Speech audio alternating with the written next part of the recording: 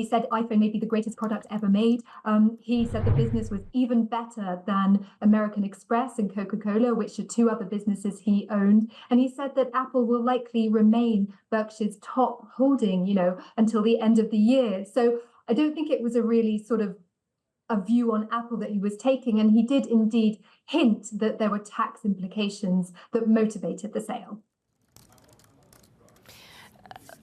Lots of questions, of course, in terms of how the conglomerate will operate without Charlie Munger. Is there a deeper question, looking further ahead in terms of succession now?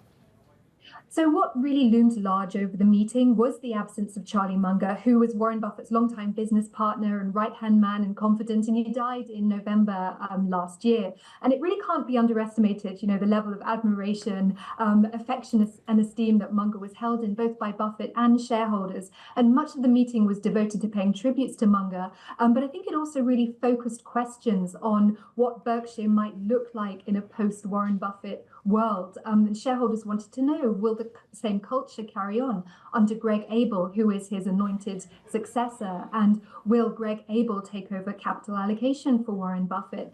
And, Warren Buffett said that would make sense. And he also sort of really assured the shareholders and investors that it was in good hands. And he even joked, saying with Greg Abel and Ajit Jain, who is the vice chairman for insurance operations, why would they settle for Warren Buffett? But of course, there's a big question as well as not just the succession planning, but also how they plan to spend the enormous cash pile, because that grew in the latest reporting period and still it's not being deployed. Exactly. Yet again, his cash pile hit a record at $189 billion.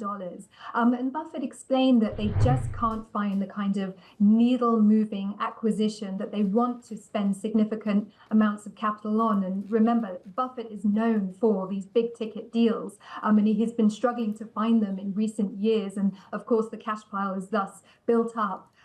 But he actually said on Saturday that in this uncertain world where geopolitical risks abound and we're uncertain about the trajectory of rate cuts and inflation remains high, he actually is quite comfortable holding that big cash pile. And he also said that if in this world that is more sort of complex and intertwined, more things can go wrong. And this cash pile, having that readily available in those situations, may pose an opportunity for Berkshire, which has in the past swept in those occasions, such as in 2008 and 2009.